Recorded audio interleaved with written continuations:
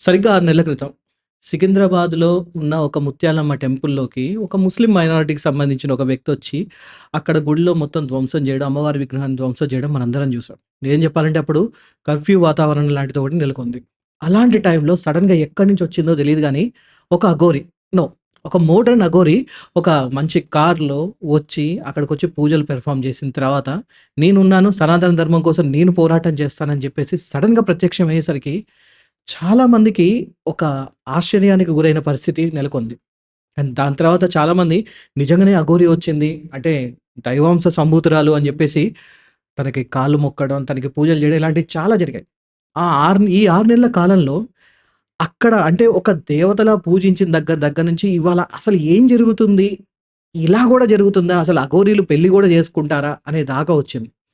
So, దీని గురించే ఇవాళ మనం మాట్లాడే ప్రయత్నం చేద్దాం. నమస్తే. నేను మీ పవన్ కృష్ణ. మీరు చూస్తున్నారు స్క్వేర్ టాక్స్. అండ్ ఇవాళ దీని గురించి మనతో పాటు మాట్లాడడానికి ప్రముఖ సీనియర్ జర్నలిస్ట్ జయసింహ చతుర్వేది గారు మనతో పాటు ఉన్నారు. నమస్కారం సార్. నమస్తే. సార్, మీకిప్పుడు పాయింట్ అర్థమైంది. నేను స్ట్రెయిట్ టు ద పాయింట్ ఒకటే ప్రశ్న అడుగుతాను. అసలు అఘోరా, అఘోరి అంటే ఏంటి? అఘోరా అనే దానికి చాలా పెద్ద వివరణ ఉంటది. అదొక సెపరేట్ శాఖ. హ్మ్. అంటే ఇప్పుడు మన దగ్గర ఏమవుతదంటే సాధు, సంత్, ఆహ్, యోగి, జ్ఞాని, ముని, ఋషి అన్నిటిని మనం ఒకే మీనింగ్‌తో వాడేస్తుంటాం. హ్మ్. కానీ దేనికది వేరు వేరనమాట. సన్యాసి అంటే పెళ్లి చేసుకోనివాడు, లేదు పెళ్లి చేసుకున్నా సరే సంసార బంధాలన్నీ వదిలేసుకొని కాషాయం ధరించిన వాళ్ళు అని అర్థం సన్యాసులం అంటే. రైట్.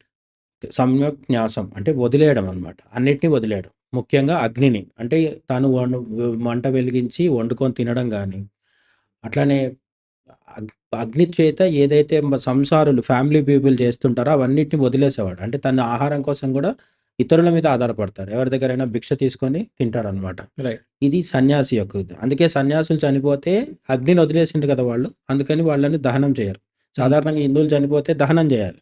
హ్మ్.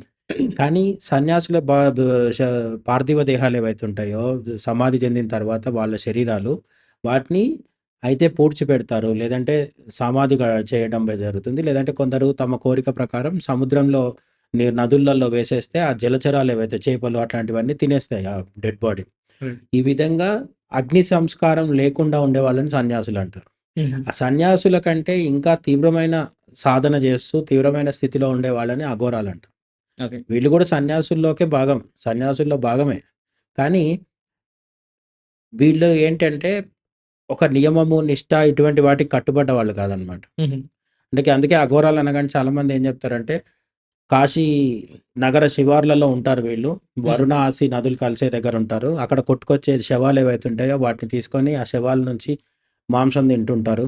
హ్మ్. ఇటువంటి చాలా రకాలు చెప్తుంటారు. హిమాలయాల్లో ఉంటారని, రాజస్థాన్, జార్ఖండ్‌లోకి ఉంటారని ఇట్లా చాలా రకాల ప్రచారాలున్నాయి. నిజానికి వీళ్ళ గురించి సమాచారం అంత స్పష్టంగా ఎవరికీ అందుబాటులో ఉండదు. రైట్. వీళ్ళ గురించి ఎక్కువ డిస్కషన్ జరిగేది కుంభమేళాలు జరిగినప్పుడే. మొన్న అవును. మహాకుంభమేళా జరిగింది గదా! అట్లా ప్రతి 12 ఏళ్లకోసారి కుంభమేళాలు జరుగుతుంటాయి. 4 చోట్ల హరిద్వారు, ఉజ్జయిని, నాసిక్ అండ్ ప్రయాగరాజ్‌లో జరుగుతుంటాయి. ఈ కుంభమేళాలు జరిగినప్పుడు వీళ్ళు పెద్ద పెద్ద గ్రూప్స్‌గా వస్తుంటారు. మళ్ళీ వెళ్ళిపోతుంటారు. వీళ్ళు ఎక్కడి నుంచి వచ్చారు, ఎక్కడికి పోయారనే విషయం తెలీదు. హ్మ్. అయితే ఒకటి మాత్రం చాలా క్లియర్ అండర్‌లైన్ చేసుకోవాల్సిందేంటంటే, అఘోరాలు ఎప్పుడు గూడా సామాన్య జనం మధ్యలో తిరుగుతూ కనిపించరు. అవును. ఓకే. సన్యాసులు కనిపిస్తారు. మిగతా అందరూ కనిపిస్తారు. కానీ అఘోరాలది ఉన్న ఒక విశేషము, ప్రత్యేకత ఏంటంటే, వాళ్ళు ఒకసారి కుంభమేళాల్లోనో ఎక్కడో కనిపించిన తర్వాత వెనక్కి వెళ్ళిపోయి అడవులలో ఉంటారు. లేదంటే నదీ తీరాల్లో, నిర్మానుష్య ప్రాంతాల్లో ఉంటారనేది చాలామంది నమ్మే విషయం అన్నమాట. హ్మ్. ఇది అఘోరాల గురించి మనకు తెలిసిన విషయం. ఎవరికి కూడా ఫస్ట్ హ్యాండ్ ఆ ఇన్ఫర్మేషన్ ఉండదు మోస్ట్‌లీ. నాతో సహా అందరూ కూడా ఇంకొకరి దగ్గర విని చెప్పేది. అవును. అఘోరాలతో వెళ్లి గడిపొచ్చిన వాళ్ళు ఉన్నారు, లేరని గాదు. కానీ వాళ్ళు చాలా తక్కువ మందుంటారు. వాళ్ళు చెప్పేదాని క్రెడిబిలిటీ ఎంత అనేది మనం చెప్పలేమనమాట. హ్మ్. అఘోరాలతో నిజంగా గడిపొచ్చేవాడు చెప్పేది నిజమే. కానీ మనతో చెప్తున్నవాడు నిజంగా వెళ్లి గడిపాడా అఘోరాలతో అంటే డౌట్. కొందరు కల్పించి కూడా చెప్తారనమాట. అవును. ఆ విధంగా అఘోరాల గురించి బయట మార్కెట్‌లో ఉన్న సమాచారంలో ఒక 60, 70, 80% వరకు అంతా కల్పితం గూడా ఉండే ప్రమాదం ఉంది. బట్ బ్రాడ్‌గా చెప్పుకున్నప్పుడు ఏంటంటే అఘోరాలైనా, అఘోరీలైనా అంటే అఘో అఘోరాల్లో స్త్రీలు కూడా ఉంటారు. వీళ్ళు ముఖ్యంగా దిగంబరంగా ఉండడం అనేది వీళ్ళకు ప్రత్యేకమైన విషయం అన్నమాట. హ్మ్. ఒంటి మీద బట్టలతో సహా వదిలేసిన వాళ్ళు వీళ్ళు. కాబట్టి వీళ్ళకు ఒక కుటుంబము, భార్య, పిల్లలు ఇటువంటి వ్యవస్థలేముండవు. అఘోరాల్లో మళ్ళీ అనేక రకాల శాఖలు, విభేదాలున్నాయి. వీళ్ళకి అఖాడాలని ఉంటాయి. ఆ అఖాడాల్లో వీళ్ళకి సభ్యత్వం గూడా ఉంటుంది. కానీ అఖాడాలో సభ్యత్వం ఉంది గదా! అని వీళ్ళందరూ ఒక 10 మంది ఒకటే దగ్గర ఉండి ఒకటే దగ్గర ఉండి వండుకోవడము, తినడము, కూర్చొని ఓ ఆశ్రమం పెట్టుకోవడం ఇలాంటివన్నీ చెయ్యరు మోస్ట్‌లీ. వీళ్ళెక్కడో చెట్లల్లో, గుహల్లో ఉండి సాధన చేస్తూ ఉంటారు. ఇప్పుడు మన ప్రస్తుత విషయానికొస్తే 6 నెలల కిందట ముత్యాలమ్మ గుడి ఇష్యూ జరిగినప్పుడు సడెన్‌గా అఘోరి వచ్చింది. అవును. స్త్రీ అఘోరా అనమాట. ఆమె మహిళ అని చెప్పడం జరిగింది. అఘోరా అన్నారు. ఆ తర్వాత రకరకాల ప్రచారాలు జరిగినాయి. ముత్యాలమ్మ గుడి దగ్గర ఇష్యూ జరిగిన రోజైతే చాలామంది ఎమోషనల్ అయ్యారు. నిజంగా అంటే మన చరిత్రలో చూసినప్పుడు ఏమవుతుందంటే ఔరంగజేబ్ సైన్యంతో కావచ్చు, అంతకుముందు వచ్చిన ఇతర ముస్లిం దండయాత్రల్లో వచ్చిన సైన్యాలతో కావచ్చు, మన నాగసాధువులు, అఘోరాలు వీళ్ళు ఎదురు తిరిగి పోరాటం జరిగింది. రైట్. అంటే అఘోరాల చరిత్రలో, నాగసాధువుల చరిత్రలో ఉత్తరాదిలో, దక్షిణాదిలో కాదు మళ్ళీ. దక్షిణాదిలో వీళ్ళ ప్రస్తావన చాలా అంటే చాలా తక్కువ. ఎక్కువ ఉండరు ఇక్కడ వీళ్ళు. నార్త్ ఇండియాలో ముఖ్యంగా ఉత్తరప్రదేశ్, ఉత్తరాఖండ్, హిమాలయాస్‌లో ఎక్కువుంటారు. వాళ్ళు భారతదేశం మీదకి దండెత్తొచ్చిన విదేశీ ఆహ్, హిందూయేతర ఈ ముఖ్యంగా ఇస్లామిక్ సేనలు ఏవైతే ఉన్నాయో వాళ్ళతో యుద్ధాలు చేసి గెలవడం జరిగింది. అవును. ఆ విధంగా వాళ్ళకొక ఏమంటారు? ఒక ప్రత్యేకమైన ఇమేజ్ ఉంది. అంటే ధర్మానికి హాని జరిగినప్పుడు అఘోరాలొస్తారు అని ఉత్తరాదిలో బలంగా నమ్ముతారు. నమ్మడమే కాదు చరిత్ర కూడా చెప్తుంది ఆ విషయం. ఈ అఘోరాలు, నాగసాధువులు దండయాత్రలు చేయడానికొచ్చిన ముస్లిం రాజులతో పోరాడారనే విషయం ఇది కల్పితం కాదు. ఇది హిస్టారికల్ అకాడమిషియన్స్ కూడా ఒప్పుకునేది రిటన్ హిస్టరీ. రైట్. అయితే ఉంది. ఈ మధ్య కాలంలో జరిగిందేంటంటే, బ్రిటిషర్‌లొచ్చి వెళ్ళిపోయిన తర్వాత, స్వతంత్రం వచ్చిన తర్వాత, అఘోరాలు, నాగసాధువులు కత్తులు పట్టుకొని, త్రిశూలాలు పట్టుకొని యుద్ధాలెక్కడ చేయలేదు వీళ్ళు. ఆ! అవసరం కూడా పడలేదు. హ్మ్. ఎందుకంటే, ఇప్పుడు మన దేశాన్ని మనం పరిపాలించుకుంటున్నప్పుడు, అంతర్గతంగా హిందూ, ముస్లిం మత కలహాలాలు ఇటువంటివి జరిగినప్పుడు గూడా, అఘోరాలు, నాగసాధువులొచ్చి ఎప్పుడు కల్పించుకోలేదు.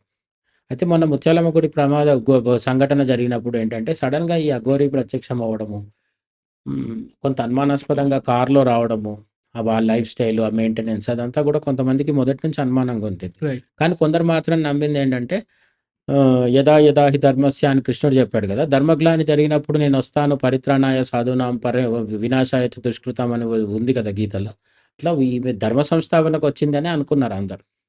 అయితే దానికి కొంత మీడియా హడావుడి గూడా బాగా ఎక్కువైంది. ఇప్పుడు రైట్. మెయిన్ స్ట్రీమ్ మీడియా గాకుండా సోషల్ మీడియా గూడా వచ్చేసరికి హ్మ్. యూట్యూబర్‌లందరూ పోయి మైకులు పెట్టారు ముందర. అవును. అవును. ఆమె ఏదేదో మాట్లాడేసింది. ఆ మాట్లాడిన దానికి ఫాలోవర్స్ తయారు. రైట్. అయితే ఇక్కడ నాకున్న మొదటి అనుమానం ఏంటంటే 6 నెలల క్రితమే చాలా యూట్యూబ్ ఛానల్స్‌లో అండ్ టీవీ ఛానల్స్‌లో, న్యూస్ ఛానల్స్‌లో ఇంటర్వ్యూస్ ఇవ్వడం జరిగింది.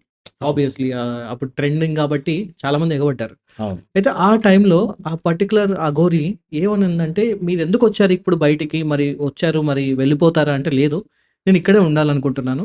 ఎవరైనా దాతలు ముందుకొస్తే నేను ఒక ఆశ్రమాన్ని పెట్టి నేను ప్రజలకి ఆశీర్వాదాలిస్తాను. వాళ్ళకి లేకపోతే ధర్మబోధ చేస్తారు. ధర్మబోధ చేస్తాను." ఇలాంటివన్నీ. నిజంగా అఘోరాలు బయటికొచ్చి జనజీవన స్రవంతిలో ఉండి ఇలాంటివి చేసే అవకాశాలున్నాయా? అహా! నేనదే చెప్తున్నాను. అఘోరాలకు, నాగసాధువులకు రూల్స్ ఉండవు. హ్మ్. వాళ్ళు ఫాలో అయ్యే రూల్ ఏంటంటే నో రూల్స్. ఏ రూల్ లేకపోవడమే వాళ్ళ రూల్. ఓకే. అయితే ఇప్పుడు మనం 'అఖండ' సినిమాలో గూడా హ్మ్. బాలకృష్ణ వస్తారు. అట్లా అఘోరా వచ్చి త్రిశూలం పట్టుకొని దుర్మార్గుల్ని చంపేయడం, ధర్మ సంస్థాపన చేయడం, ఒక కల్పిత సినిమాలో బావుంటుంది. నిజ జీవితంలో ఇప్పటివరకు అలా జరగలేదు. రైట్. అట్‌లీస్ట్ 1947 తర్వాత. హ్మ్. అంతకుముందు రాజుల కాలంలో యుద్ధాలు జరిగినాయి. అప్పుడు ఒక అఘోరా, ఇద్దరు అఘోరాలు రాలేదు. వేలాది మంది నాగసాధువులొచ్చి ధర్మం కోసం పోరాడారు. హ్మ్. అది వేరు. ఇప్పటికి కూడా నాగసాధువులు, అఘోరాలు ఉన్నారు.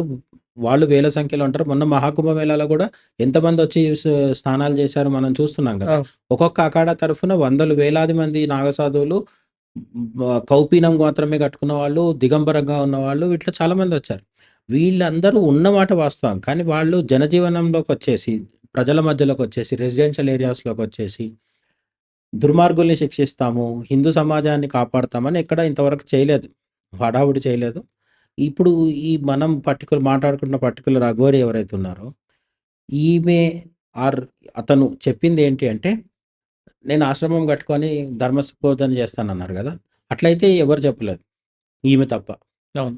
సో, అది వాలిడ్ అనిపించట్లేదు. నాకైతే అనిపించట్లేదు. అంటే అట్లా ఇంకెవరైనా చేస్తే దాన్ని నమ్మొచ్చు. అదే. ఇప్పుడు సాధారణంగా ఆశ్రమం కట్టుకొని జ్ఞానబోధ చేస్తూ, ధర్మబోధ చేసేది ఎవరు అంటే సన్యాసులు చేస్తారు. కాషాయం కట్టుకున్న సన్యాసులు చేస్తారు. అది వివేకానంద అవ్వచ్చు, ఇప్పుడున్న రామకృష్ణ మఠ్ మాంగ్స్ అవ్వచ్చు, శృంగేరి పీఠం వాళ్ళు కావచ్చు, కంచి పీఠం వాళ్ళు కావచ్చు. వీళ్ళు రోజు ఆ పని చేస్తారు. ఇట్లా 1000 సంవత్సరాలు, 1500 సంవత్సరాల నుంచి పరంపరలు కొనసాగుతున్నాయి. ఇప్పుడు యోగి ఆదిత్యనాథ్ ఉన్నారు కదా! హ్మ్. ఆయన కూడా సన్యాసి. ఆయన అఘోరా కాదు, నాగసాధువు కాదు. ఆయన సన్యాసి. ఎవరు? మహంత్ అని కూడా అంటారు. అవును. ఏది గోరఖ్పూర్ పీఠానికి. గోరఖ్పూర్. అటువంటి పీఠాలుంటాయి. పీఠాల యొక్క పరంపరలో సన్యాసులుంటారు. వాళ్ళకి ఆశ్రమాలుంటాయి. వాళ్ళు జనం మధ్యలో ఉండి రకరకాల సేవలు చేస్తుంటారు. అనేక మంది గోశాలలు నిర్వహించడం గావచ్చు, విద్యా బోధన చేయించడం గావచ్చు, అన్నదానం ఇప్పుడు ఇస్కాన్ వాళ్ళది అక్షయపాత్ర అని ఉంది. అదంతా ఇస్కాన్ సన్యాసులే నిర్వహిస్తుంటారు. కానీ అఘోరాలు ఇటువంటి పనులలో ఇన్వాల్వ్ అవ్వరు మోస్ట్‌లీ.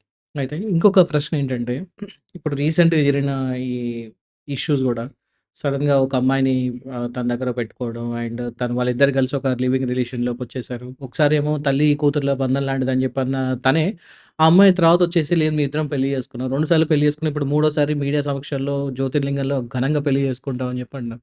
ఈ ప్రేమ వ్యవహారం చాలా మందికి కొంచెం ఇబ్బందిగా అనిపిస్తుంది. ఏంటి అసలు నిజంగా అఘోరీలకి అంటే సన్యాసులు పూర్వకాలంలో విన్నాం. అంటే సంసార సాగరంలో ఉంటూనే ఈ సన్యాసం తీసుకున్న వాళ్ళు కొంతమంది ఋషులు ఉన్నారని విన్నాను కొన్ని. Hmm. Correct me if I'm wrong. So, అఘోరీలకి నిజంగా ఇట్లా ఉందా? అంటే ఈ పెళ్లి చేసుకొని ఇలా ఉండి అండ్ మోరోవర్ ఇక్కడ చాలా కాంప్లికేటెడ్ ఉంది. ఒకప్పుడు మగతను ట్రాన్స్‌ఫార్మ్ అయ్యాడు. దాని తర్వాత ఇప్పుడు మళ్ళీ స్త్రీగా మారారు అంటున్నారు transgender. And after that suddenly Aghori. And ఇప్పుడు మళ్ళీ ఇంకొక అమ్మాయిని పెళ్లి చేసేసుకోవడం. చాలామంది అంటే ట్రాన్స్‌జెండర్‌లు రియల్ లైఫ్ ట్రాన్స్‌జెండర్‌లు గూడా వాళ్ళు గూడా ఇతన్ని ఒక రకంగా లేదా ఇతను అనాలా, ఆమె అనాలా ఇప్పటికి గూడా కన్‌ఫ్యూజనే ఉంది. తిడుతున్నారు. అసలు నువ్వు ఎలా జేస్తావు? నువ్వు ట్రాన్స్‌ఫార్మ్ అయిన తర్వాత మళ్ళీ అమ్మాయిని పెళ్లి చేసుకోవడం ఏంటి? ఇంత కన్‌ఫ్యూజన్‌గా ఎందుకుంది? అండ్ నిజంగా ఇది సాధ్యమా? దీన్ని మనం అనేక లెవెల్స్‌లో చర్చించుకోవాలి. బట్ నా ఫస్ట్ రెస్పాన్స్ ఏంటి అంటే, ఈ మొత్తం అయోమయానికి కారణము అఘోరి కాదు. అఘోరి వెంట తిరుగుతున్న ఆ అమ్మాయి ఎవరైతే ఉందో, హ్మ్. అతన్ని పెళ్లి చేసుకుంటానంటుంది గదా! ఆమె కూడా కాదు. అఘోరి అఘోరా మగ ఆడ ఎనీథింగ్ వాళ్ళిద్దరూ ప్రేమించుకొని పెళ్లి చేసుకుంటే అది వాళ్ళ వ్యక్తిగతం. అవును. నిజంగా మనకు అభ్యంతరం ఉండాల్సిన అవసరం లేదు. నిజం. వాస్తవం. వాస్తవం. అది పర్సనల్. బట్ ప్రాబ్లమ్ ఎక్కడొస్తుంది అంటే, ఏ రోజైతే ముత్యాలమ్మ గుడి దగ్గర ఈ అఘోరి కనిపించిందో, వెంటనే యూట్యూబ్ ఛానెల్స్ వాలిపోయినాయి. మెయిన్ స్ట్రీమ్ ఛానెల్స్ వాలిపోయినాయి. పేపర్‌లొచ్చినాయి, వెబ్‌సైట్‌లొచ్చినాయి. మీడియా మొత్తం వచ్చేసింది. అందరూ కలిసి హైప్ ఇచ్చేశారు. హైప్ ఇచ్చిన తర్వాత ప్రజల్లో ఏమైంది, నిజంగానే ఏదో గొప్ప జరిగిపోయింది అనుకోని, చాలా సంవత్సరాల కిందట గణపతి విగ్రహాలన్నీ పాలు తాగుతున్నాయని ఒక ప్రచారం జరిగింది మన దేశంలో. రైట్. అవును. ఓకే. చాలామంది ఎళ్ళడము, చెంచాడు పాలు తీసుకెళ్ళి గణపతి తొండం దగ్గర పెట్టడము. హ్మ్. కొన్ని విగ్రహాల్లో ఏమవుతదంటే, రాక్ ఏదైతే శిల్పం ఉంటుందో, ఆ శిల్పంలో లోపల కొన్ని గ్యాప్స్ ఉంటాయి. హ్మ్. ఎప్పుడైతే రాయి మీద దగ్గర మనం నీళ్ళు లాంటివి పెడతామో అది పీల్చుకుంటదనమాట. హ్మ్. అది కొన్ని 1000 విగ్రహాల్లో ఒక విగ్రహానికి కూడా అవకాశం ఉండదు. కానీ ఎక్కడో ఒక దగ్గర జరిగింది. ఆ వెంటనే వైల్డ్ ఫైర్ లాగా స్ప్రెడ్ అయిపోయింది.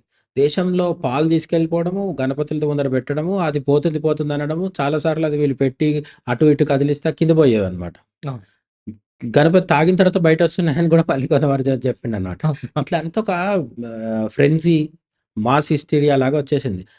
నాకిప్పటికి గుర్తు నేనప్పుడు కొంత చిన్న ఏమంటారు స్కూల్‌కెళ్ళే వయసు నాది.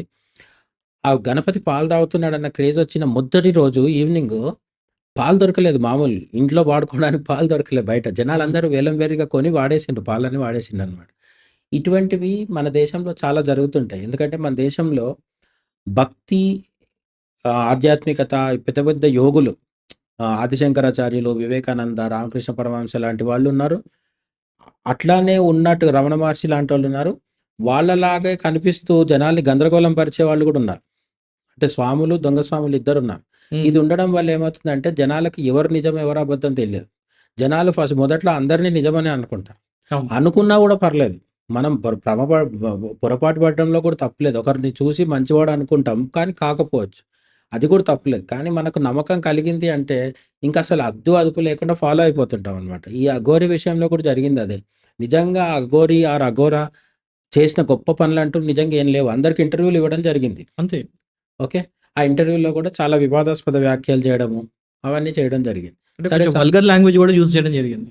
Vulgar okay. వల్గర్ అనేది సరే బూతులు మాట్లాడడం అనేది పెద్ద విషయం కాదు. కానీ సమాజంలో ఒక వర్గాన్ని టార్గెట్ చేస్తూ వాళ్ళ మీద నేను అది చేస్తాను, ఇది చేస్తాను, దాడులు చేస్తాను అనడం మొదలుపెట్టిండు. అవును. సరే ఆమె చేస్తున్న అతను లేదా ఆమె చేస్తున్న తప్పులు పక్కన పెడితే ఫాలో అవుతున్న వాళ్ళు కామన్ సెన్స్ కోల్పోయినారు మొత్తం. రైట్. ఎందుకు అంత ఓకే. గొడ్డిగా ఫాలో అవుతున్నాం అనేది అర్థం కాలేదు వీళ్ళకి. ఓకే. మీకు మన దేశంలో ప్రతి వ్యక్తికి కూడా తమ ఇంటి పురోహితుడు ఉంటాడు. తాము నమ్మే ఒక దేవుడుంటాడు. హ్మ్. తాము నమ్మే ఒక గురూజీ ఉంటాడు. ఇవన్నీ మనకందరికీ ఎప్పటినుంచో కంటిన్యూ అవుతూ వస్తున్నాయి గదా! సడెన్‌గా ఒక కొత్త వాళ్ళు రాగానే అంతకంత ఎగబడుతున్నాం. హ్మ్. ఓకే. ఈ అఘోరికి మహిమలు లేవు, శక్తులు లేవు, సూపర్ న్యాచురల్ పవర్స్ లేవు, ఏం లేవనుకుందాం. హ్మ్. అది వేరు. బట్ ఒకవేళ నిజంగానే ఒక అఘోర ఎవరన్నా హిమాలయాల్లోంచి సడెన్‌గా వస్తే మనం ఎందుకు వేలంబెర్రిగా పరిగెడుతున్నాం? కొత్త దేవుడు, కొత్త గురువు మనోళ్ళకి ఎప్పుడు క్రేజీ. ఈ కొత్తదనం కోరుకోవడం అనేది సమస్య. హ్మ్. వేరే కొన్ని మతాల్లో చూస్తే, వాళ్ళు అంత ఈజీగా కొత్త గురువుని, కొత్త గ్రంథాన్ని, కొత్త కొత్త కొత్త ప్రచారాల్ని నమ్మరు. అది కరెక్టా? తప్పా? పక్కన పెడితే ఆ స్థిరత్వం అనేది హిందువుల్లో లోపిస్తుంది. వీళ్ళు అర్థం చేసుకోవాల్సిన విషయం అదనమాట. మీకు ఎప్పటినుంచో ఉన్న గురువు దేవుడున్నాడు గదా! మతం మారే వాళ్ళలో కూడా అంతే. హిందూ మతం నుంచి ఇంకో మతంలోకి మారేవాళ్ళు గూడా ఎందుకు మారుతున్నారు మీరు? మీరు పుట్టగానే చిన్నప్పటి నుంచి మీకు అలవాటున్న శివుడో, విష్ణువో, రాముడో, కృష్ణుడో ఉన్నారు గదా! వదిలేసి ఇంకొక దేవుడి దగ్గరికి, ఇంకొక మతంలోకి ఎందుకెళ్తున్నారంటే ఈ ఇన్‌స్టెబిలిటీ, స్థిరత్వం లేకపోవడం. కొత్తది ఏది దొరికితే దాని పట్ల క్రేజీగా ఫీల్ అవ్వడం అన్నమాట. హ్మ్. ఆ సమస్యే అఘోరా విషయంలో కూడా వచ్చిందన్నమాట.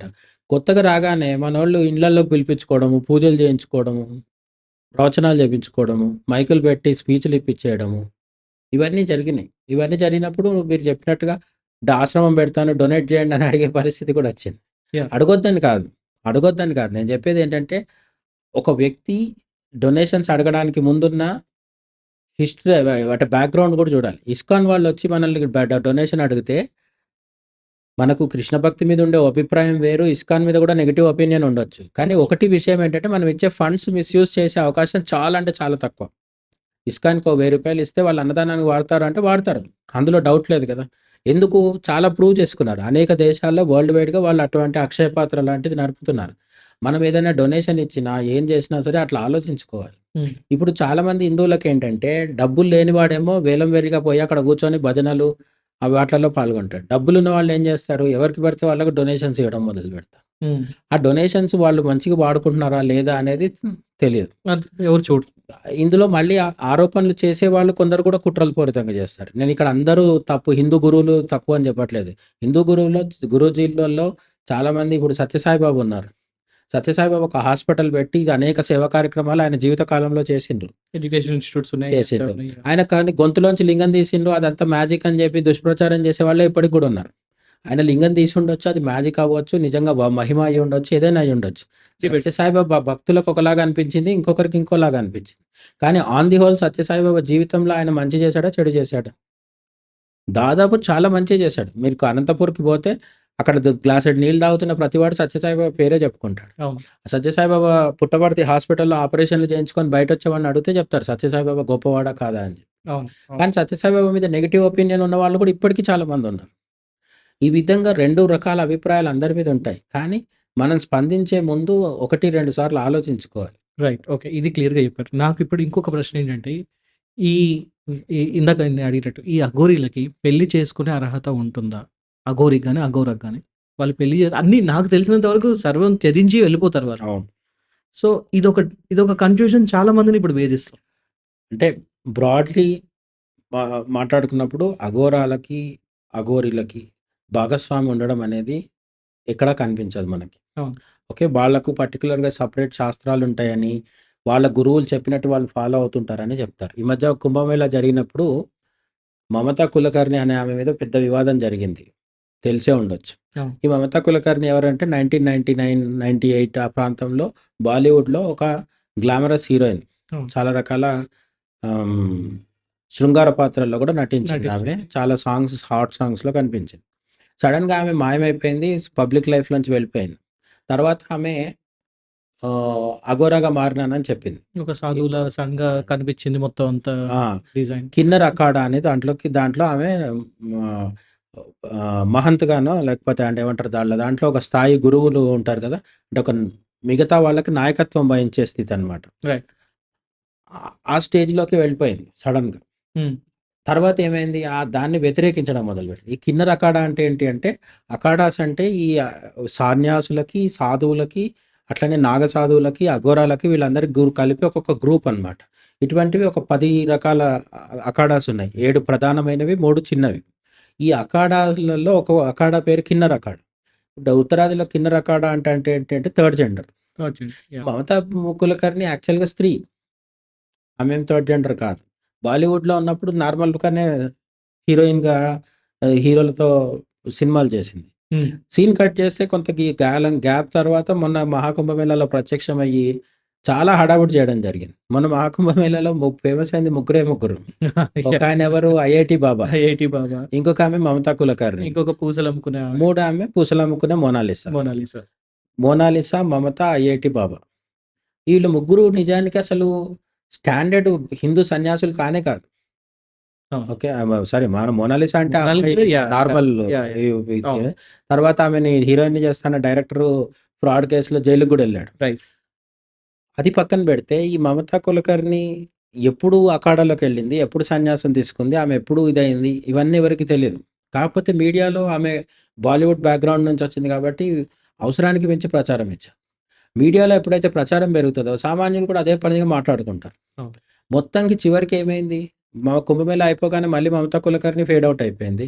ఇప్పుడు ఆమె గురించి చర్చ లేదు.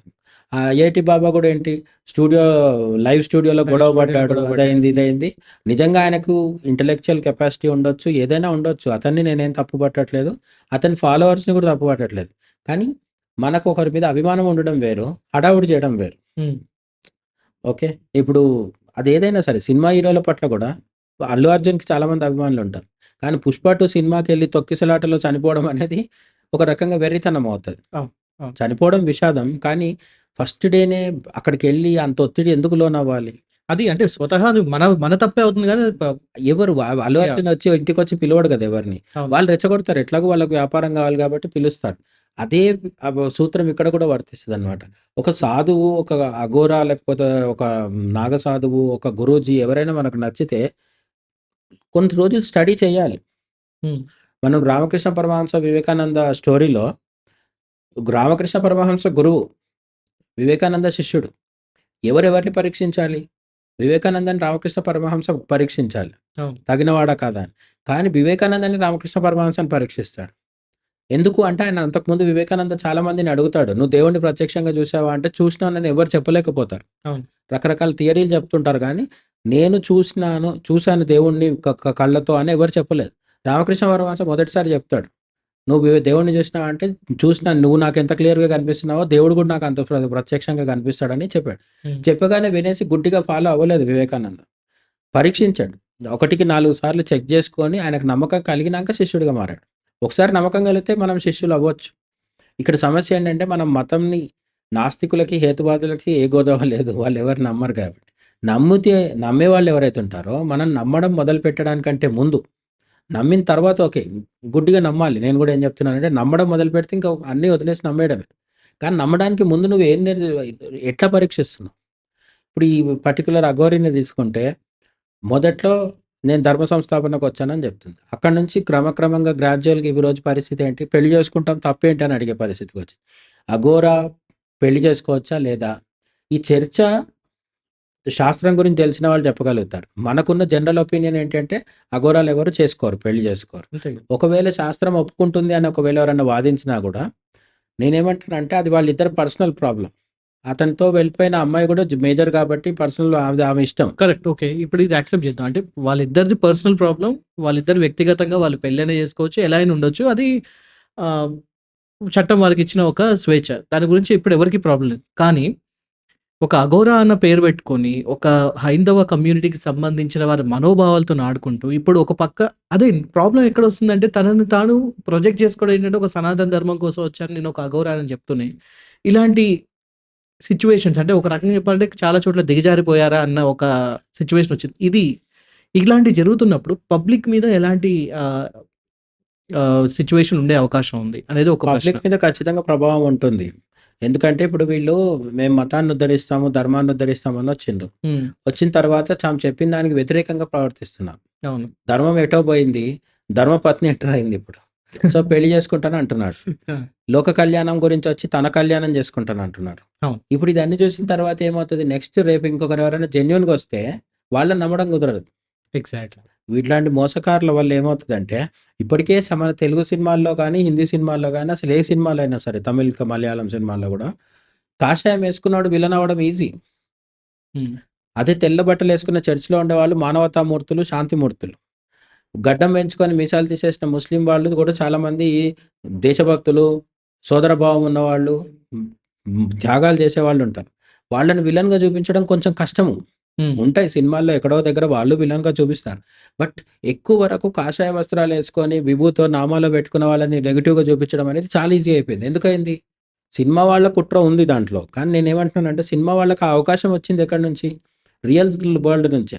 రియల్ ప్రపంచంలో కొంతమంది కాషాయం కట్టిన వాళ్ళు ఇటువంటి అఘోరాలో వీళ్ళు మోసం చేశారు. హ్మ్. ఈ మోసం చేసిన దాన్ని మీడియా ఇంకా ఎక్కువ చేసి ప్రచారం చేసింది. అవును. మీడియా చేసిన అతి ప్రచారాన్ని సినిమా వాళ్ళు వాడుకుంటున్నారు. ఫైనల్‌గా ఏమైంది? హిందూ మతానికి సమస్యొస్తుంది. అంటే హిందూ ధర్మానికి సమస్యొస్తుంది. హ్మ్. హ్మ్. ఇవంతా బాల్ అక్కడ ఇక్కడ అంతటా తిరుగుతుంది. కానీ ఈ బాల్ చివరికొచ్చి ఆగేదెక్కడికి అంటే సగటు హిందువు దగ్గరకొచ్చి ఆగుతుంది. అవును. యావరేజ్ హిందూ లోపం ఏంటి అంటే ఒక యావరేజ్ ముస్లిం ఎవరిని నమ్ముతాడు? సడెన్‌గా ఎక్కడి నుంచో కార్‌లో వచ్చి ఒకరు దిగేసి నన్ను ప్రవక్త పంపించాడనో, అల్లాహ్ పంపించాడనో ఒక మసీదులోకి ఎంటర్ అయిపోయి చెప్తే ముస్లింలు వింటారా? నమ్ముతారా? అసలు నమ్మరు. ట్రీట్‌మెంట్ ఇస్తారు గట్టిగా. గట్టి ట్రీట్‌మెంటే ఉంటది. అట్లనే క్రిస్టియన్స్‌లో గూడా ఎక్కడికక్కడ పాస్టర్లు ఎవరి దుకాణం వాళ్ళు పెట్టుకుని ఈ మధ్య ప్రవీణ్ పగడాల గురించి పెద్ద చర్చ అవును. జరుగుతుంది గదా! అట్లా పంజాబ్‌లో కూడా మొన్నొకరిని అవును. విజేందర్ సింగ్ అనో Vijender by the Singh. Yeah! Yeah! అవును. వాడిని యోయో యేసు యేసు అనేవాడు యేషు ఫేమస్. మేరా యేషు యేషుగా. ఆ! అతను కూడా ఏంటి 2 చర్చిలు పెట్టుకున్నాడు. ఆహ్, మొహాలీలో ఇంకో దగ్గర తేజ్‌పూర్‌లో పంజాబ్‌లో. సొంత దుకాణాలు ఏర్పాటు చేసుకున్నాడు. సొంత ప్రేయర్‌లు అది ఇది మొదలుపెట్టిండు. కొంచెము డబ్బు, పలుకుబడి ఫాలోవర్స్ పెరగగానే బాలీవుడ్ స్టార్స్‌ని గూడా పిలిపిచ్చాడు. ఆ! ఏమంటారు సెక్షువల్ అసాల్ట్ చేయడము. ఓ రేప్ కేస్‌లో జైలుకెళ్ళిపోతాడు. జైలుకి లైఫ్ టు ఇంప్రిజన్‌మెంట్ పడింది. సెషన్ కోర్ట్‌లో. అంటే అది ఎంత సీరియస్ కేస్ అది. ఇప్పుడు మొన్న ప్రవీణ్ పగడాల కేసులో ఏమైంది? అతనిది హత్య అని కొంతమంది, కాదు తాగి పడిపోయాడని పోలీసులు చెప్తున్నారు. అంటే ఈ విధంగా వివాదాల్లోకి ఎందుకు ఇరుకుతున్నారు? అంటే క్రిస్టియానిటీలో కూడా ఈ సమస్య కొంతుంది. అవును. డీసెంట్రలైజేషన్ అయిపోయింది. ఎక్కడ ఎవరు ఏదైనా ఒకటి స్టార్ట్ చేసుకొని కొంతమంది ఫాలోవర్‌లను వెంబడేసుకొని తిరగొచ్చనమాట. వాళ్ళని నమ్మేవాళ్ళు తయారవుతున్నారు. హ్మ్. ఇస్లాంలో ఈ సమస్య చాలా తక్కువుంది. వాళ్ళకు ఖురాను, ఆ హదీత్స్ వాటి మీద చాలా సీరియస్‌నెస్ ఉంటుంది కాబట్టి, వాళ్ళని ఎవడంటే వాడొచ్చి మోసం చేయడం కష్టం. అంటే వాళ్ళకి ఇస్లాంలో గూడా ఉంది గానీ, అందులో ఏంటంటే బతికున్న వాళ్ళ మీద కన్నా గూడా దర్గాల మీద ఎక్కువ ఉంటుంది. సో, నేను విన్న దర్గా ప్రకారం ఒక సెక్షన్ వాళ్ళే. అదే. ప్రధానంగా సున్నీలు ఎవరైతే ఉన్నారో వాళ్ళు దర్గాల్ని కూడా నమ్మరు. ఎగ్జాక్ట్‌లీ అదే అంటున్నా. కొంతమంది ఏంటంటే మస్జిద్‌కి మాత్రమే పోవాలి, దర్గాలకు వెళ్ళకూడదంటే కొంతమంది అటు వెళ్ళేవాళ్ళున్నారు. అంటే ఇలాంటి ఒక ప్రాబ్లమ్ అటువైపు గూడా ఉంది. అవును. రైట్. మతం అన్నాక 2, 3 రకాల వర్గాలు, గ్రూప్స్ అన్నిట్లో ఉంటాయి. హ్మ్. కంపారిటివ్‌గా చెప్పినప్పుడు ఏంటంటే, ఇస్లాం కంటే క్రిస్టియానిటీలో సమస్య ఎక్కువుంది. క్రిస్టియానిటీలో కంటే హిందూ మతంలో విపరీతంగా ఉంది. విపరీతంగా. మన రైట్. దగ్గర ఏమవుతుంది, ఎవరు ఎక్కడైనా సడెన్‌గా రైజ్ అయిపోవచ్చు. జస్ట్ ఒక యూట్యూబ్‌లో ఒక ఛానెల్ పెట్టుకున్న వీరరాఘవరెడ్డి ఎంత గందరగోళం చేసాడో తెలుసు కదా మనకి. అవును. ఆయనకు ఫాలోవర్సు, రాజ్యము, రాజ్యాలు ఎక్కడంటే అక్కడ అపాయింట్‌మెంట్ ఇవ్వడము. నువ్వు రాజువి, నీకు కింద మంత్రులుంటారు. నువ్వు పోయి కప్పలు వసూలు చెయ్యి అని చెప్పేసి అతను తన ఇష్టానుసారం ప్రవర్తించాడు. అతను పోయి చిలుకూరు బాలాజీ టెంపుల్ టెంపుల్ పూజారి మీద పూజారి దాడి మీద చేసినాక దాడి మనకు తెలిసింది తెలిసింది. ఇవన్నీ. అవును. ఇటువంటి వీరరాఘవరెడ్డి లాంటి ఇన్సిడెంట్స్ మన దేశంలో చాలా జరుగుతూ ఉంటాయి. ఇవి హిందూ మతం దగ్గరకొచ్చేసరికి ఏంటంటే, మనదొక సెంట్రలైజ్డ్ మతం కాదు. ఆర్గనైజ్డ్ రిలీజియన్ కాదు. హ్మ్. ఒకరు చెప్తే అంటే ఎక్కడో కూర్చున్న పోప్ చెప్తే క్రిస్టియన్స్ వింటారు. సౌదీ అరేబియా నుంచి ఆదేశాలొస్తే ఈ ముస్లింలు వింటారు. మన హిందూ మతం అట్లా కాదు. ఎవరు ఏం చెప్పడానికి వీల్లేని పరిస్థితి. అప్పుడు ఏమవుతదంటే, ఏ అఘోరా వచ్చినా, ఏ నిత్యానంద స్వామి వచ్చినా, హ్మ్. ఎవరొచ్చినా సరే నార్త్ ఇండియాలో ఆశారాం బాపు అని ఒకాయనున్నారు. వీళ్ళందరూ ఆ మధ్యలో డేరా సచ్చా బాబా ఉన్నారు గదా! హ్మ్. ఆహ్, డేరా బాబు. రామ్ రహీమ్. డేరా బాబా. డేరా బాబు. డేరా బాబా నిజానికి అతనిది హిందూ మతం గూడా గాదు. అతన్ని గూడా ఏదో హిందూ మతం ఖాతాలో ఎయడానికి ట్రై చేసిర్రు గానీ, ఆయనది మొత్తం వేరే. అదో ఇంకో విచిత్రమైన సిద్ధాంతం అది. సిద్ధాంతం. అవును. వీళ్ళందరూ తప్పా, ఒప్పా నేను చెప్పట్లేదు. వాళ్ళ భక్తులకు వాళ్ళు కరెక్టే. నిత్యానంద, రంజిత ఇష్యూలో మనమందరం ఎన్ని మాట్లాడుకున్నా గూడా, నిత్యానందకి ఇప్పటికి ఫాలోవర్స్ ఉన్నారు. చాలా మందున్నారు. అవును. నేను వాళ్ళ ఫాలోవర్స్‌ని తప్పనట్లేదు, వీళ్ళని తప్పనట్లేదు. నువ్వు ఫాలో అవుతున్నప్పుడు రోజు ఒకసారి ఎవాల్యుయేట్ చేసుకోవాలి. నేను ఫాలో అవుతున్న నా గురువు కరెక్ట్‌గా ఉన్నాడా లేదా? అవును. ఈ గురువుకి పర్సనల్‌గా వేరే ఎజెండా ఉందా? నిజమైన ఆత్మజ్ఞాని ఎట్లుంటాడు? భగవద్గీతలో అది కూడా చెప్తాడు. నిజమైన ఒక ఆత్మజ్ఞాని స్థితప్రజ్ఞుడు ఎట్లుంటాడని భగవద్గీతలో చెప్తాడు. ఓకే. నిజానికి మన శాస్త్రాలు అన్నీ ఉన్నాయి. సమస్య ఏంటంటే మనకు శాస్త్రాలు, రామాయణ, భారతాలు ఏవి చదివే ఓపిక లేదు. హ్మ్. హ్మ్. డైరెక్ట్‌గా ఎవరో రాగానే వాడొక పెద్ద ఎన్‌లైటెండ్ పర్సన్, రియలైజ్డ్ సోల్ ఎవరైనా వచ్చి యోగా నేర్పిస్తే కూడా మనల్ని అవతార పురుషుడు అనుకుంటాం. అవును. అవును. ఎవరైనా వచ్చి బాగా పాట పాడితే కూడా పాదాభివందనాలు చేస్తాం. ఇదే సమస్య హీరోల దగ్గర కూడా వస్తుంది. సినిమాలో మంచివాడైతే అతను రియల్ లైఫ్‌లో కూడా మంచోడు అనుకుంటాం. హ్మ్. సినిమాలో హీరో చాలా మంచోడు అయ్యుండొచ్చు. రియల్ లైఫ్‌లో అతను డ్రగ్ అడిక్ట్ అయ్యుండొచ్చు. రైట్. కానీ మన హీరోల అభిమానులు అదంతా నమ్మరు. మా హీరో నిజ లైఫ్‌లో కూడా గొప్పోడంటాడు. అదొక దశకొచ్చిన తర్వాత ఏమైంది? డ్రగ్స్ తీసుకుంటే ఏంటి? డ్రగ్స్ తీసుకోవడం కూడా మంచిదే. ఎందుకంటే మా హీరో డ్రగ్స్ తీసుకుంటున్నాడు కాబట్టి. ఒక దశకొచ్చినాక ఏంటంటే మర్డర్ చేసి తప్పేంటి? మా హీరో చేశాడు కాబట్టి మర్డర్ కూడా కరెక్టే. మంచి పనే అంటాడు. ఈ హ్మ్. విధంగా సమర్థించుకుంటూ పోయి మూర్ఖత్వం వచ్చేసిన తర్వాత అది ఒక ఏమంటారు? యూఎస్‌లో కొన్ని సంవత్సరాల కిందట 1970స్‌లో ఒక కల్ట్ తయారు చేశాడు ఒకడు. అది హిందూ మతానికి సంబంధించింది కాదు. ఒక ఉన్మాదం అన్నమాట. వాడు ఒకసారి ఏం చేశాడంటే ఉన్నటువంటి కొన్ని వందల మంది భక్తుల్ని ఫాలోవర్స్‌ని ఒక మారుమూల ప్లేస్‌కి తీసుకెళ్ళిపోయి మీరందరూ ఇప్పుడు సూసైడ్ చేసుకోండి. పరలోకంలో పిలుస్తున్నారు మనల్ని అని చెప్పాడు. హ్మ్. అందరూ సూసైడ్ చేసుకున్నారు. వీడు చేసుకోలే. Oh my god! కొన్ని వందల మంది ఒకేసారి చచ్చిపోయారు. నిజంగా జరిగిందా ఇది? ఇది రియల్‌గా జరిగింది. నాకు ఓహ్! ఆ పేర్లు, ఆ లొకేషన్ గుర్తులేదు. బట్ అమెరికాలో జరిగింది. హుహు. చాలా పెద్ద సంఖ్యలో చనిపోయారనమాట. ఆ తర్వాత వాడి మీద కేసు, ట్రయల్ జరిగింది. చాలా మీడియా అటెన్షన్ వచ్చింది. ఎక్కడైనా సరే మనం ఒకసారి విచక్షణ కోల్పోయి ఫాలో అవ్వడం మొదలుపెడితే, ఇంకా అది ఎక్కడి దాకా వెళ్తదో చెప్పలేమనమాట. ఆ మధ్య ఢిల్లీలో ఒకసారి 17, 18 మంది ఒకే కుటుంబం వాళ్ళు చనిపోయారు. అవును. అవును. అవును. అది చాలా రోజులు గడిచింది. దానెనక కూడా మత కోణం ఉంది అని జెప్తారు. ఇది మతము, సైన్సు అని కాదు. ఏ పిచ్చైనా సినిమా పిచ్చి, సైన్స్ పిచ్చి, మతం పిచ్చి. ఈ మధ్య కాలంలో ఎల్‌కేజీ ఒకటో క్లాస్ చదువుతున్న పిల్లల్ని హోలీ పండుగ రోజు ఒకడు చంపేశాడు తండ్రి. ఎందుకు చంపావురా అంటే తను కూడా చచ్చిపోతూ సూసైడ్ నోట్ రాసి పెట్టాడు. ఏమని? చదవట్లేదు అని చదవట్లేదు. పోటీ ప్రపంచంలో పోటీదాడి. ఎల్‌కేజీ ఫస్ట్ క్లాస్ పిల్లలకి సరిగ్గా లేచి నడవడమే చేత కాదు వాళ్ళకి. వీడు ఏం పోటీ పెడదాం అనుకుంటున్నాడు. అంటే వీడికి పిచ్చిపోయారు. పిచ్చి ముదిరిపోయింది. తన హ్మ్. పిచ్చి, తన సైకలాజికల్ డిసార్డర్‌ని ఉన్మాదాన్ని మొత్తం పిల్లల్ని కూడా ప్రాణాలు తీసేయడం జరిగింది. రైట్. ఈ ఓ ఈ మధ్య కాలంలో తల్లి తన ఎప్పుడో 10థ్ క్లాస్‌లో క గెట్ టుగెదర్ 10థ్ క్లాస్ పూర్వ మిత్రుల సమ్మేళనం జరిగి గెట్ టుగెదర్‌లో ఓల్డ్ ఎక్స్ బాయ్ ఫ్రెండ్ కలిస్తే అతడితో కలిసి ఉండడం కోసం తన ముగ్గురు పిల్లల్ని చంపేసింది. ఆ! అంటే రీసెంట్‌గా జరిగింది. ఆ! అవును. అది కామమైనా, లేదు చదువైనా, లేదు మతమైనా, భక్తి అయినా, విశ్వాసమైనా అతిగా వెళ్ళొద్దు. హ్మ్. భగవద్గీతలో కృష్ణుడు కూడా చెప్తాడు. యుక్తాహార విహారస్య అని చెప్తాడు. అతిగా తిరగకు, అతిగా తినకు, అతిగా పడుకోకు, అతిగా ఆలోచించకు, అతిగా ఆలోచించకుండా ఉండకు అని చెప్తాడనమాట. సో, స్టెబిలిటీ, బ్యాలెన్స్ అనేది మనకు చాలా ఇంపార్టెంట్. హ్మ్. అఘోరి విషయంలో కూడా జరిగింది అదే. బ్యాలెన్స్ కోల్పోయిన. నిజానికి అఘోర నాకొచ్చి పబ్లిసిటీ ఇవ్వండి అని ఎవరిని అడగల. ఆయన చేసే ప్రయత్నం ఏదో చేసిండు. జనాలు వెర్రిగా ఫాలో అయిపోయారు. ఎవరికి కావాల్సిన చిల్లర వాళ్ళు ఏరుకున్నారిక్కడ. అంతే. యూట్యూబ్ ఛానెల్స్‌కి వ్యూస్ వచ్చినాయి. హ్మ్. మెయిన్ స్ట్రీమ్ మీడియాకి కొంచెం రన్ టైమ్ నడిచింది. మెయిన్ స్ట్రీమ్ టీఆర్‌పీలొచ్చినాయి. చూసినోళ్ళకి కాన్సెప్ట్ ఎంటర్‌టైన్‌మెంట్ వచ్చింది. చూసినోళ్ళు కూడా ఏం పెద్ద సిన్సియర్‌గా వీళ్ళకి తపస్సు చేసి సమాధి స్థితిలో పోయి రామకృష్ణ పరమహంస, రమణ మహర్షి స్థాయికెళ్ళిపోవాలని వీళ్ళకి కూడా లేదు కదా! హ్మ్. హ్మ్. వీళ్ళు కూడా టైమ్ పాస్ కోసం చూసారు అవన్నీ ఇంటర్వ్యూస్, ఓకే. పోడ్‌కాస్ట్‌లన్నీ. ఓకే. అయిపోయింది. లాస్ట్‌కి ఇప్పుడు తేలిందేంటి? ధర్మం కోసం కాకుండా తన ధర్మం ఏదో తాను చూసుకుంటున్నాడు అతను అని అర్థమైపోయింది. అది. ఇప్పుడు కూడా మళ్ళీ 2 వర్గాలున్నాయి. లేదు ఇప్పటికి గొప్పోడనే వాళ్ళున్నారు. లేదు వాళ్ళ వ్యక్తిగత జీవితంలో నీకెందుకు అని మనల్ని తిట్టేవాళ్ళున్నారు. అవును. మూడో వర్గం ఏంటంటే ఇదంతా మోసం అని బాధపడేవాళ్ళున్నారు. కాబట్టి నిజంగా హిందూ ధర్మం సనాతన ధర్మం మంచి కోరుకునే వాళ్ళు ఏం చేయాలంటే ఇప్పటి నుంచి వ్యక్తిగతంగా సాధన చేయాలి. మన దగ్గర ధ్రువుడు అనే ఒక చిన్న బాబు ఉంటాడు. అతడికి ఒక సమస్య వస్తది. తండ్రి తనని పట్టించుకోవట్లేదు. తన సవతి అన్ననే బాగా చూసుకుంటున్నాడు అని అనిపిస్తది 8 ఏళ్ల ధ్రువుడికి. హ్మ్. అప్పుడు తన కోరికేంటి? తన తండ్రి తొడ మీద తన సోదరుడితో సమానంగా తను కూడా కూర్చోవాలి. హ్మ్. తన తండ్రి తనను కూడా ప్రేమించాలి. అందుకోసం తల్లి చెప్పిన మాట పట్టుకొని అడవికెళ్ళిపోయి కూర్చొని ఓం నమో నారాయణాయ మంత్రం చదువుతూ తపస్సు చేస్తాడు. 6 నెలల్లో నారాయణుడిని ప్రత్యక్షం చేసుకొని దేవుడు ఏం వరం కావాలి అంటే నిజంగా నారాయణుడు వచ్చినా సరే ఆ చిన్న పిల్లోడు ఏం అడుగుతాడు? నాకు తండ్రి తొడ మీద స్థానం కావాలని అడుగుతాడు తప్ప రాజ్యం కావాలి, డబ్బులు కావాలి ఏం అడగడు. అంత చిన్న పిల్లోడికి కూడా ఆ సమస్య వస్తే మన శాస్త్రం చెప్పిందేంటి? ఓ దగ్గరెళ్లి కళ్ళు మూసుకొని కూర్చొని ధ్యానం చేయమని చెప్పింది. అవును. ఆ తర్వాత నారదుడొస్తాడు. అతడు చేసిన సాధనకి అనుగ్రహించడానికి కోసం నారదుడొచ్చి ఆయనకు మంత్రం ఉపదేశించి గురువులాగా వ్యవహరిస్తాడు ధ్రువుడికి. ఎవరైనా సరే మన శాస్త్రాలు జాగ్రత్తగా అబ్జర్వ్ చేస్తే గురువు కోసము ఎక్కడ పడితే అక్కడ పోయి ఎవరిని పడితే వాళ్ళని నమ్మేసిన కథలు ఎక్కడ కనిపించవు. వంశపారంపర్యంగా వచ్చే గురువులు. రాముడికి వశిష్ఠుడు గురువు. ఎందుకు? రాముడికి దశరథుడికి కూడా వశిష్ఠుడే గురువు. హ్మ్. సో, అట్లా మీ ఇంట్లో ఉండే కులగురువు ఎవరన్నా ఉంటే ఆయనను ఫాలో అవ్వండి. లేదు కొత్తగా గురువు కావాలనుకుంటే ఫస్ట్ దేవుడిని ప్రార్థించండి. దేవుడిని ప్రార్థించడానికి మనకేం ప్రాబ్లమ్ లేదు కదా! మన దగ్గరలో ఉన్న గుడికెళ్ళి కూర్చోవచ్చు.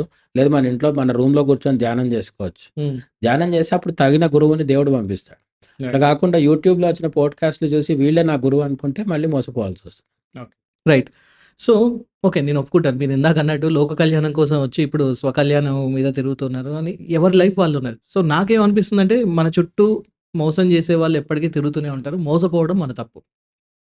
సో, మీరేమంటారు? ఇప్పుడు ఈ మీరిందాక చెప్పినట్టు ఈ కమ్యూనిటీలో హిందూ కమ్యూనిటీకొచ్చేసరికి కొత్త దేవుడండి, సరికొత్త దేవుడండి అనగానే వెంటనే ఇగ గుంపులు కట్టేస్తారు. పాలు పట్టుకుంటారు. ఇగ పాదాభివందనం చేస్తారు ఇవన్నీ. ఇది ఇప్పటి నుంచి కాదు కొన్ని సంవత్సరాలుగా ఉంది. ఈ మిస్టేక్ ఎక్కడ జరుగుతుంది? ఎందుకిలా జరుగుతుంది? మీరన్నట్టు మనకి ఇంటి ఇలవేల్పు ఉంటారు. మన గురువు ఉంటారు. ఇవన్నీ ఉన్నా గూడా ఎందుకని ఇలా ప్రాకులాడుతూ ఉన్నారు? అండ్ ఇప్పటి నుంచి కనీసం ఇప్పటి నుంచైనా మన మన ఈ పాడ్‌కాస్ట్ చూస్తున్న ఈ మన ప్రజలకైనా మనం చెప్పాల్సింది ఏంటంటే, ఎవరినైనా అసలు త్వరగా నమ్మాలా? నమ్మొద్దా? ఎలాంటి జాగ్రత్తలు తీసుకోవాలి? నవ్వుల పాలు కాకుండా ఉండడానికి?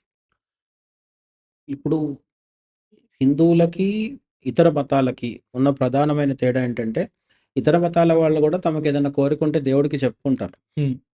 మొత్తం దేవుడిని అసలు ఏ కోరిక కోరని వాళ్ళు ఉండరు.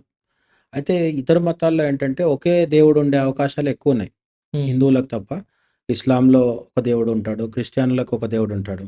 అట్లా ఒక దేవుడికి మించి ఎక్కువ మంది దేవుళ్ళు లేని మతాల్లో సమస్య ఏంటంటే, కోరిక తీరినా తీరకున్నా అదే దేవుడితో కంటిన్యూ అవ్వచ్చు. అవును. మన దగ్గర ఏమైతుందంటే శివుడు, విష్ణువు, అమ్మవారు, గణపతి, సుబ్రహ్మణ్య స్వామి, సూర్యుడు, దత్తాత్రేయుడు.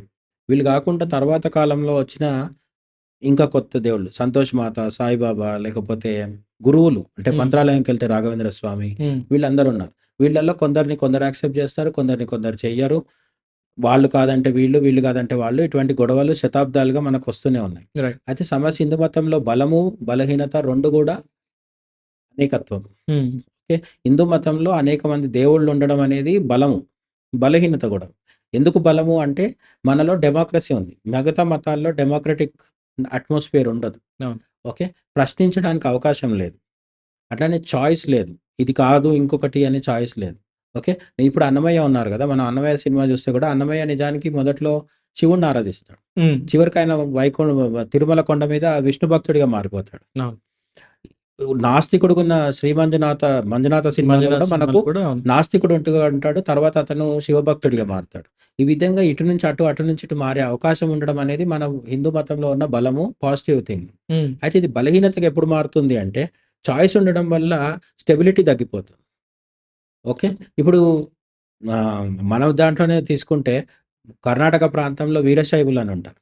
వాళ్ళు అందరి దేవుళ్ళున్నా సరే శివుడిని మాత్రమే పూజిస్తారు. హ్మ్. ఎంత పూజిస్తారంటే విష్ణువుని ద్వేషించేదాకా ఎళ్ళిపోతారు ఒక్కో దశలో. ఓహ్! అట్లనే శ్రీ వైష్ణవులు ఎవరైతే ఉంటారో వీళ్ళలో అందరిని పూజించే వాళ్ళున్నారు. కానీ విష్ణువే గొప్ప, శివుడిని మేము పూజించము అనే వాళ్ళు గూడా ఉన్నారు వాళ్ళు. హ్మ్.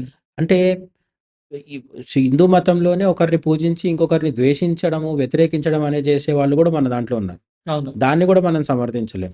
కాబట్టి ఇక్కడ మనకు అర్థం కావాల్సిందేంటంటే, మన హిందూ మతంలో అనేక మంది దేవుళ్ళున్నారనేది మనం యాక్సెప్ట్ చేయాలి. దాన్ని మార్చలేం మనం. ఇప్పుడు హ్మ్. అందరిని తీసుకొచ్చి మీరు మిగతా ఎవరిని పట్టించుకోకండి. నేను చెప్పే ఒక దేవుడిని పూజించండి అంటే, ఏ దేవుడిని పూజించాలి? శివుడా? విష్ణువా? అమ్మవారా? మళ్ళీ ఆ సమస్యొస్తది. నువ్వు చెప్పింది నాకు నచ్చదు. నేను చెప్పింది నీకు నచ్చదు.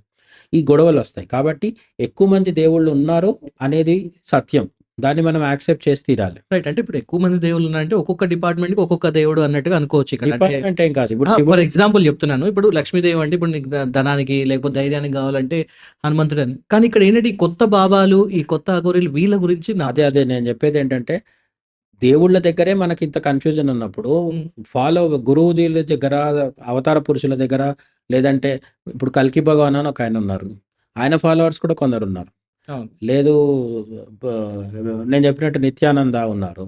ఇ ఇది ప్రతి 10 సంవత్సరాలకు ఒక కొత్త వ్యక్తి. ఇప్పుడు మనకు నార్త్ ఇండియాలో ఏమంటారు 'బాబా బాగేశ్వర్' అని కూడా ఒకాయనున్నారు. అవును. ఆయన చాలా ఫేమస్. ఆయన సన్యాసి కాదు. బ్యాచ్‌లర్. ఆయన పెళ్లి చేసుకుంటాననే చెప్తున్నాను. నేనేం చేసుకోను, సన్యాసిగుంటానని చెప్పట్లేదు. ఆయనకి 27, 28 ఇయర్సే ఉంటాయి. ఆయనకు భక్తులు ఏం చెప్పకున్నా సరే ఆయన పేపర్ మీద వాళ్ళ సమస్యకు పరిష్కారం రాసిస్తాడనమాట. హ్మ్. పర్చీ నికాల్నా అని హిందీలో అంటారు. అంటే అవును. చీటీ రాస్తాడేమో చీటీ అన్నట్టు రాసి. రాస్తాడని చెప్తాను. ఆయన ఫాలోవర్స్ కూడా లక్షల్లో ఉన్నారు. ఆయన పట్ల నాకేం వ్యతిరేకత లేదు. కానీ ఆయన చేసేది మ్యాజిక్ అని చెప్పి ప్రచారం చేసే కొంతమంది కూడా తయారయ్యారు. అంటే ఎక్కడైతే కొందరు ఫాలోవర్స్ ఉంటారో, వాళ్ళని వ్యతిరేకించే వాళ్ళు కూడా కొందరుంటారు. ఇది హిందూ మతంలో బై డిఫాల్ట్ ఒస్తుంది. వేరే మతాల్లో ఇటువంటి సిట్యుయేషన్ లేదా అంటే ఉంది. అక్కడ ఇక్కడంత ఎక్కువ లేదు. కొంత తక్కువుంది. తక్కువుండడం వల్ల వాళ్ళ గొడవ కూడా తక్కువుంటుంది. హ్మ్. రెండోది ఇండియాలో మెజారిటీ మతం హిందూ మతం అవ్వడం వల్ల మనకెక్కువ ఇది కనిపిస్తది. వేరే మెజారిటీ దేశాలకెళ్తే అక్కడ వాళ్ళ గొడవలు కూడా కనిపిస్తాయి. హ్మ్. బట్ మన దేశంలో మెజారిటీ మతం హిందూ మతం అవ్వడం వల్ల ఈ మైనారిటీ మతాలైన ఇస్లాం, క్రిస్టియన్‌తో పోలిస్తే మనకు రోజుకో కొత్త గురువు రావడము, కొత్త అఘోరా రావడము, అఘోరి రావడము, వీళ్ళకి కొందరు ఫాలోవర్లు తయారవ్వడము, వాళ్ళని తర్వాత మేము మోసపోయామని ఫీల్ అవ్వడము. ఇదంతా రిపీట్. 10 ఏళ్ల కింద ఒకటేదో సరిగుంటది కేస్. ఇప్పుడు ఇది జరిగింది. రేపు ఇంకో 10 ఏళ్ల తర్వాత కూడా మళ్ళీ ఇంకోడు ఎవడో వస్తాడు. వాడిని నమ్మేవాళ్ళుంటారు, నమ్మనోళ్ళుంటారు, మోసపోయే వాళ్ళుంటారు. దీనికి పరిష్కారం ఏంటి? అన్నప్పుడు నేను చెప్పేదేంటంటే, ఒకటి మీ తల్లిదండ్రులు పూజించిన గురువు, మీ తల్లిదండ్రులు పూజించిన దేవుడు, మీ తల్లిదండ్రులు నేర్పించిన ఆచారము, సాంప్రదాయం, దాన్ని వదిలిపెట్టకపోవడమే ప్రధానం. హిందూ మతం ఇన్ని వేల సంవత్సరాలుగా కొనసాగుతూ రావడానికి కారణం ఏంటంటే, మన ఇంటి పేరు ఎవరి నుంచొచ్చింది? పేరెంట్స్. పేరెంట్స్ నుంచి వచ్చి. మన గోత్రం ఎక్కడి నుంచొచ్చింది? మన పూర్వీకుల దగ్గర నుంచి వచ్చి. పూర్వీకుల నుంచే కదా! వాళ్ళకెక్కడి నుంచొచ్చింది? వాళ్ళ పూర్వీకుల నుంచొచ్చింది. అంటే ఈ మన ఇంటి పేరు గాని, గోత్రం గాని ఒక 10 తరాలు, 20 తరాల నుంచి అట్లా వస్తూ ఉంది. ఇంటి పేరు గోత్రం లాంటిదే కులదైవం గూడా. మనకో కులదైవం ఉంటారు గదా! ఆ కులదైవాన్ని ఎవరు మనకు పరిచయం చేసింది? మన నాన్న. నాన్నకెవరు పరిచయం చేశారు? తాత. తాతకి వాళ్ళ తండ్రి. ఇట్లా పరిచయం చేస్తారు. కులదైవం. అట్లానే మన ఇంట్లో ఏమైనా పూజలు జరిగితే వచ్చి పూజ చేయించే గురువు ఉంటారు గదా! పూజారి గావచ్చు, లేదంటే గురువు గావచ్చు, సన్యాసి కావచ్చు. వాళ్ళు కూడా కంటిన్యూ అవుతూ ఉంటారు. ఈ కంటిన్యూ అవుతున్న వాటిని వదిలేసి కొత్తవి ఎతుక్కుంటూ పోవడంలోనే పెద్ద సమస్యుంది. హ్మ్. అదొకటి. రెండోది ఆదిశంకరాచార్యులు ఈ సమస్యకి ఎప్పుడో పరిష్కారం జెప్పారు. వేదము సమ్మతించిన దేవుళ్ళు ఆరుగురే. శివుడు, విష్ణువు, అమ్మవారు, శక్తి, గణపతి, సుబ్రహ్మణ్య స్వామి, ఆహ్, కార్తికేయుడు. గణపతి, సుబ్రహ్మణ్య స్వామి, సూర్యుడు. సూర్యుడు. ఓకే. ప్రత్యక్షంగా కనిపించే సూర్యుడిని ఆరాధించేవాళ్ళు, గణపతి, సుబ్రహ్మణ్య స్వామిని ఆరాధించేవాళ్ళు, శివుడిని, విష్ణువుని ఆరాధించేవాళ్ళు, శక్తిని ఆరాధించేవాళ్ళు. ఈ ఆరుగురు మాత్రమే వేద సమ్మతమైనవి. మిగతాయి పూజించొద్దని ఆదిశంకరాచార్యులు చెప్పడం జరిగింది. పూజించొద్దు అంటే ఆయనేమి ఎవ్వరిని ఒత్తిడి చేసి మానిపించలేదు. కానీ మనం బ్రాడ్‌గా ఆలోచించినప్పుడు ఏంటంటే గ్రామ దేవతలైనా, లక్ష్మీదేవి అయినా, సరస్వతీదేవి అయినా అందరూ శక్తే. హ్మ్. శక్తి స్వరూపాలే. శివుడినే మనం రకరకాలుగా పూజిస్తాం. వీరభద్రుడని, కాలభైరవుడని ఇవన్నీ పూజిస్తాం. అవును. విష్ణువుని రాముడు, కృష్ణుడు, నరసింహస్వామి, దత్తాత్రేయుడు వీళ్ళంతా విష్ణు అవతారాలు. గణపతిని, సుబ్రహ్మణ్య స్వామిని మనం పూజిస్తాం. హ్మ్. సూర్యుడిని ప్రత్యక్షంగా పూజిస్తాం. ఈ ఆరుగురు కాకుండా మనకు హిందువులకు దేవుళ్ళెవరున్నారు? సో, మనకు వేలాదిగా గుడులుండొచ్చు, వందలాదిగా దేవుళ్ళ పేర్లు కనిపించొచ్చు కానీ, అందరూ ఈ ఆరుగురు లోపలికే వస్తారు. హ్మ్. ఈ ఆరుగురు కాకుండా కొత్తగొచ్చే దేవుళ్ళుంటారు కదా! కొత్తగొచ్చే దేవుళ్ళైనా, కొత్తగొచ్చే గురువులైనా అంత ఈజీగా మనం నమ్మాల్సిన అవసరం లేదు. రైట్. అయితే కొంతమంది నమ్ముతున్నారు గదా! అంటే వాళ్ళకి ప్రత్యక్షంగా వాళ్ళకి పర్సనల్‌గా ఏదైనా జరిగుండొచ్చు. అది వాళ్ళ విశ్వాసం. హ్మ్. కానీ ఒకడికి జరిగింది కాబట్టి మనం అదే గుడికెళ్ళిపోయి నెక్స్ట్ గురువారమో, నెక్స్ట్ శుక్రవారమో మనం అక్కడ వాలిపోయి, అక్కడున్న దేవుడిని మన కోరికలతో ఇబ్బంది పెట్టొద్దు. హ్మ్. నేను చెప్పే సింపుల్ నినాదం ఏంటంటే, మనము దేవుడిని పూజించాలనే కోరికతో ఉండాలి తప్ప, మనం దేవుడిని పూజిస్తున్నాం కాబట్టి కోరికలు తీరిపోతాయనే ఆలోచనతో ఉండొద్దు. అంటే ఒక రకంగా బిజినెస్ జరుగుతుందిక్కడ. అది సమస్య. మనకిక్కడ కోరిక తీరట్లేదంటే ఇంకో దగ్గరికెళ్తున్నాం. హ్మ్. ఈ దేవుడు వీసా ఇప్పించలేదంటే ఇంకో దగ్గర వీసాకెళ్ళిపోతున్నాం మనం. ఇక్కడ దేవుడు సంతానం కలిగించట్లేదంటే ఇంకో దగ్గర పోతున్నాం. హ్మ్. నిజానికి అట్లా దేవుళ్ళేమి ఉండరు. మన ఏం చెప్తుంది? ఆహ్, ఏకం సత్ బహుధా విప్రా వదంతి అని చెప్తుంది గదా! అంటే ఎన్ని విధాలుగా చెప్పినా సరే ఉన్న సత్యం ఒకటే, ఉన్న దేవుడు ఒకటే అని వేదం చెప్తుంది. మనకు అనేక రూపాల్లో పూజించుకోమనే చాయిస్ ఇచ్చారు గానీ, మనం పూజిస్తున్నది ఒకే దేవుడిని, ఒకే సత్యాన్ని. హ్మ్. అందుకే లలితా సహస్రనామాల్లో శివుడి పేరు, విష్ణు పేరొస్తది. హ్మ్. విష్ణు సహస్రనామాల్లో శివుడి పేరొస్తది. కాబట్టి కింద స్థాయిలో మనం జూసినప్పుడు వీణ వేరు, ఆయన వేరు, అమ్మవారు వేరు అని మనం అనుకుంటాం గానీ, ఉన్నదొకటే. ఉన్నదొకటే కాబట్టి మరి ఒకటే ఉండొచ్చు గదా! అంటే అందరికీ కాన్సెన్సస్ లేదు. అంటే అందరికి ఏకాభిప్రాయం లేదు. హ్మ్. ఏకాభిప్రాయం లేదు కాబట్టి ఎవరికి నచ్చింది వాళ్ళు పూజించుకోమంటున్నారు. పూజించుకున్నా సరే మనం చేరుతున్నది మాత్రం ఒకటే దగ్గరికి. వేరే వేరే ప్లేస్‌లలో ద్వారా మనం డెస్టినేషన్ ఒక దగ్గరికెళ్తున్నాం. ఈ క్లారిటీ ముందు ఉండేది. ఈ మధ్య కాలంలో ఏమైందంటే, ఈ దేవుడు గొప్ప, ఆ దేవుడు గొప్ప, ఈ క్షేత్రం గొప్ప, ఆ క్షేత్రం గొప్ప, యూట్యూబ్ ఛానెల్స్‌లో చెప్పే స్టోరీస్‌ని బట్టి గూడా ఇక్కడికెళ్తే సంతానం కలుగుతది, అక్కడ పోతే ఉద్యోగం వస్తది. ఇటువంటియన్నీ ప్రచారం జరుగుతున్నాయి. ఈ ప్రచారాల్ని నమ్మేసి ఏం చేస్తున్నారంటే అక్కడికెళ్తున్నారు. అవును. కోరికతో వెళ్తే తప్పులేదు. బట్ రెండోసారి, మూడోసారి గూడా కోరికతోనేనా వెళ్ళేది? హ్మ్. వెళ్ళొద్దు. ఒకసారి కోరిక తీర్చాడు గదా! కనీసం అప్పటినుంచన్నా మనం నమ్మకం కమిట్మెంట్‌తో ఉండాలి గదా! Yeah! So, love at first sight అన్నట్టు డిజైర్ ఎట్ ఫస్ట్ సైట్ అని సరే దేవుడిని మొదటిసారయితే విసిగించినాం. ఆయన ఏదో కోరిక తీర్చాడు. ఈ రెండో రోజు నుంచి నిజాయితీగా వెళ్ళాలి. అట్లా కాదు. మన వాళ్ళిప్పుడు ఈసారి ఈ కోరిక దేవుడిని కొడతారు. ఈయన ఒప్పుకున్నాడు. రెండోసారి ఇంకో కోరిక అడిగితే ఈయన జెబలేదు. మూడో అక్కడ ఇంకో పక్క గుడికెళ్ళిపోతారు. హ్మ్. ఆ గుడి నుంచి, ఇంకో గుడి నుంచి, ఇంకో గుడి నుంచి లాస్ట్‌కి మసీదులోకి, చర్చ్‌లోకి గూడా ఎళ్తారు. హ్మ్. ఎక్కడికెళ్ళినా సరే కోరిక వెంబడే ఉంటది. ఈ కోరిక ఉన్నంత కాలం మనశ్శాంతి ఉండదు. మనశ్శాంతి ఉండదు. భక్తి విశ్వాసం గూడా ఉండదు.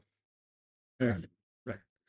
చాలా చాలా థాంక్స్ అండి. చాలా విషయాలు చాలా కూలంకషంగా చర్చించి, చాలా క్లారిటీతో వచ్చారు. అంటే ఒక పక్క ఎవరి జీవితం వారిదని చెప్తూనే, ఎవరెవరు ఎక్కడెక్కడ తప్పులు చేస్తూ ఉన్నారు, ఎక్కడెక్కడ వాళ్ళు మిస్టేక్స్ చేస్తున్నారు, దాన్ని ఎలా సరిదిద్దుకోవాలనే దాని గురించి కూడా చాలా చక్కగా వివరించారు.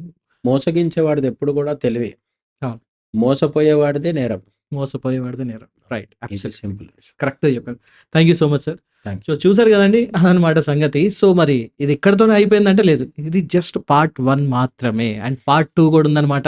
అండ్ మనం పార్ట్ 2లో మన ప్రముఖ సైకాలజిస్ట్ మన హరిరాఘవ గారితోని గూడా మనం దీని గురించి డిస్కస్ చేయబోతున్నాం. అంటే సరే ఇప్పటి వరకు మనం ఒక మత కోణంలో మాట్లాడాం. కానీ ఇప్పుడు నెక్స్ట్ మాట్లాడబోయేది ఏంటంటే, ఒక మనిషి ఎక్కడెక్కడ పొరపాట్లు చేస్తున్నాడు, ఎక్కడెక్కడ గుడ్డిగా నమ్మి తను ఎంత కోల్పోతున్నాడనే దాని గురించి ఇంకా ఇన్ డీటెయిల్‌గా మనం నెక్స్ట్ పార్ట్‌లో గూడా చర్చిద్దాం. కాబట్టి మిస్ అవ్వకండి. సెకండ్ పార్ట్ కూడా మీరు చూడాలనుకుంటే ఇప్పుడే సబ్‌స్క్రైబ్ బటన్‌ని తప్పకుండా సబ్‌స్క్రైబ్ చేసుకోండి. అండ్ బెల్ బటన్ కూడా నొక్కండి. అండ్ మీ విలువైన కామెంట్స్‌ని తప్పకుండా కామెంట్ సెక్షన్‌లో హెల్తీగా మంచి లాంగ్వేజ్‌లో తప్పకుండా తెలియజేయాలని చెప్పి కోరుకుంటున్నా. అండ్ ఈ కంటెంట్ మీకు నచ్చినట్టయితే తప్పకుండా ఒక లైక్ వేసుకోండి. Thank you so much for watching. నేను మీ పవన్ కృష్ణ.